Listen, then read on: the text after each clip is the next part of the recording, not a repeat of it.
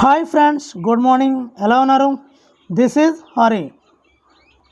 5వ తరగతి తెలుగు కవి పరిచయాల గురించి చూద్దామండి. ఇది రివిజన్ పర్పస్. మరి 5వ తరగతిలో మొత్తం 10 పాఠాలు ఉన్నాయి.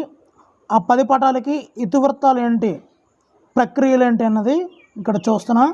1వ పాఠం ఏ దేశమేగన దేశభక్తి ఇతివృత్తం ప్రక్రియ గేయం. 2వ పాఠం సాయం పరోపకారం కథనం ప్రక్రియ. ఈ విధంగా 10 పాఠాలకి కూడా అన్నీ ఉన్నాయి. ఇప్పుడు మనం చూడవచ్చు. ఇక్కడ మొదటి పాఠం ఏ దేశమేగిన. కవి రాయప్రోలు సుబ్బారావు. కాలం 13/3/1892లో పుట్టి 30/6/1984లో మరణించారు. ఈయన బిరుదులు అభినవ నన్నయ్య, నవ్య కవిత పితామహుడు అనే బిరుదులు ఉన్నాయి. ఈయన రాసినటువంటి కావ్యాలు తృణ కంకణం, స్నేహలత, స్వప్నకుమారం, కష్టకమల, ఆంధ్రావళి, జడకుచ్చులు, వనమాల. ఇవి ఆయన రాసినటువంటి కావ్యాలు. అలాగే ఈయన రాసిన గ్రంథాలు రమ్యలోకం, మాధురి దర్శనం. ఈయనకు భారత ప్రభుత్వం పద్మభూషణ్ పురస్కారంతో సత్కరించింది. 2వ పాఠం సాయం. కవి జాన్ కోప్. ఈయన కాలం 1913లో జన్మించి 1991లో మరణించారు. ఈయన దేశం దక్షిణాఫ్రికా దేశస్థుడు. సాయం అనే పాఠం ఒక అనువాద కథ. చదువుకుందాం. అనకు కనకు వెనకు. కవి జంధ్యాల పాపయ్య శాస్త్రి. కాలం 4/8/1912లో జన్మించి 21/6/1992లో మరణించారు. పాపయ్య శాస్త్రి గారు కరుణశ్రీగా సుప్రసిద్ధులు. ఈయన రాసిన ఖండ కావ్యాలు ఉదయశ్రీ, విజయశ్రీ, కరుణశ్రీ, అరుణ కిరణాలు. పిల్లల కోసం తెలుగు బాల శతకం రచించారు.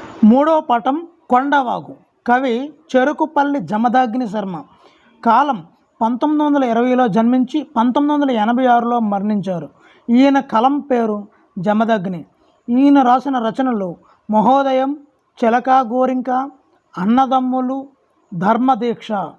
ఈయన పిల్లల మనస్తత్వ చిత్రణ ప్రధానంగా కథలను రాసేవారు. పాడుకుందాం. వడగళ్ళు. కవి ఏడిద కామేశ్వరరావు. కాలం 12/9/1913లో జన్మించి 1984లో మరణించారు. ఈయన రేడియో అన్నయ్యగా ప్రసిద్ధులు. ఈయన రచించిన రచనలు రాష్ట్రగీతం, జైలు రోజులు, ఇండోనేషియా చరిత్ర. ఈ రచనలు ఈయన ఏడిద కామేశ్వరరావు గారు రచించారు. ఇవి వడగళ్ళు పాఠంలోనివి. 4వ పాఠం జయగీతం. ఈ పాఠం కవి బోయి భీమన్న. కాలం 19/9/1911లో జన్మించి 16/12/2005లో ఈయన మరణించారు. ఈయన రాసిన నాటికలు పాలేరు, కూలిరాజు. ఈయన రచించిన ఖండ కావ్యాలు గుడిసెలు కాలిపోతున్నాయి, మధుగీత. ఇవి వీరి పద్యం, పాట, వచనం మూడింట్లోనూ కూడా ఈ బోయి భీమన్న సిద్ధహస్తులు. ఈయన స్వీయ చరిత్ర పాలేరు నుండి పద్మశ్రీ వరకు.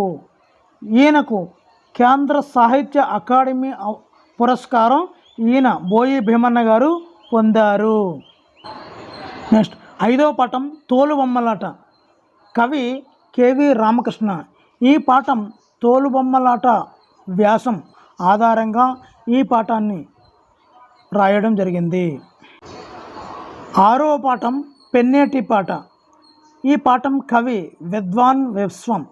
ఈయన కాలం 21/10/1915లో జన్మించి 19/10/1987లో మరణించారు. ఈయన రచనలు పెన్నేటి పాట, విలాసని, రాతలు, గీతలు. మరి రాయలసీమ సౌందర్యాన్ని, విషాదాన్ని సమంగా చిత్రీకరించిన ఖండికే పెన్నేటి పాట. ఈయన సంస్కృత కావ్యాలను తెలుగు వచనంలోకి అనువదించారు. ఈయనే విద్వాన్ విశ్వం. 3 చేపలు. కవి శ్రీపాద సుబ్రహ్మణ్య శాస్త్రి. కాలం 23/4/1891లో జన్మించి 25/2/1961లో మరణించారు.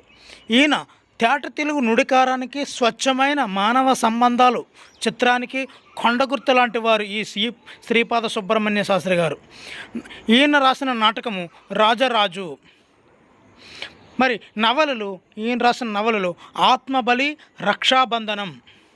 మరి ఈ శ్రీపాద సుబ్రహ్మణ్య శాస్త్రి గారి స్వీయ చరిత్ర, అనుభవాలు, జ్ఞాపకాలు.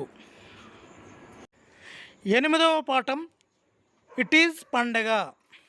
కవి గిడుగు వెంకట రామమూర్తి. కాలం 29/8/1863లో జన్మించి 22/1/1940లో మరణించారు. ఈయన గ్రాంధిక భాష స్థానంలో వాడుక భాషకు పట్టం కట్టిన యోధుడు. అలాగే సవరల కోసం ఈయన సవర భాషా మాధ్యమంలో తొలి పాఠశాలను నడిపారు. ఈయన సవర ఇంగ్లీష్ నిఘంటువును కూడా రచించారండి. సవరల కోసం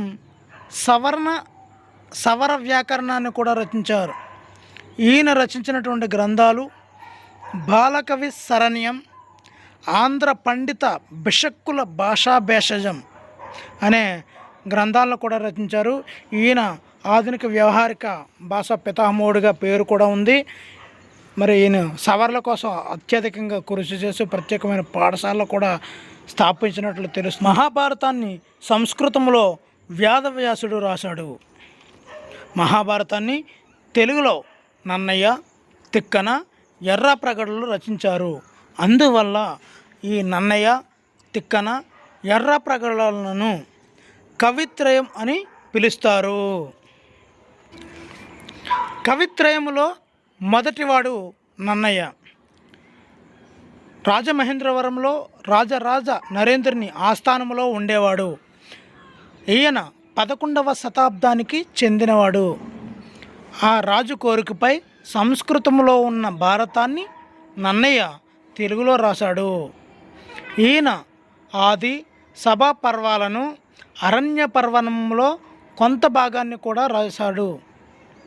ఈయనకు ఆది కవి, వాగమ శాసనుడు అనే బిరుదులు ఉన్నాయి. ఈయన కవిత్రయంలో మొదటివాడు నన్నయ్య. తర్వాత తిక్కన, ఎర్రాప్రగడ. ఇప్పుడు తిక్కన గురించి తెలుసుకుందామండి. ఈయన నెల్లూరుని పాలించిన మనుమసిద్ధి వద్ద మంత్రిగా ఉండేవాడు. ఈ తిక్కన 13వ శతాబ్దానికి చెందిన కవి. మహాభారతంలో విరాట పర్వం మొదలు 15 పర్వాలు రాశాడు. ఈయనకు కవి బ్రహ్మ, ఉభయ కవిమిత్రుడు అనే బిరుదులు ఉన్నాయి. ఈయన రచించినటువంటి మరో కావ్యం ఉంది. అది ఏంటంటే నిర్వచనోత్తర రామాయణం. ఈ నిర్వచనోత్తర రామాయణం అనే కావ్యాన్ని కూడా ఈ తిక్కన రచించాడండి. ఈయనకి కవి బ్రహ్మ, ఉభయ కవిమిత్రుడు అనే బిరుదులు కూడా ఉన్నాయి. మూడవ వ్యక్తి ఎర్రన.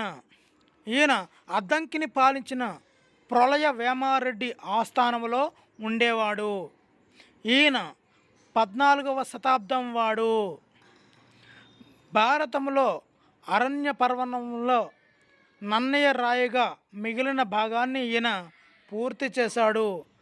ఈ ఎర్రన రచించిన రచనలు ఏమిటంటే హరివంశం, నృసింహ పురాణం అనే ఈ రచనలు ఎర్రన్న చేశాడండి. ఈయనకున్న మరొక బిరుదులు ప్రబంధ పరమేశ్వరుడు, శంభుదాసుడు అనే బిరుదులు ఉన్నాయి.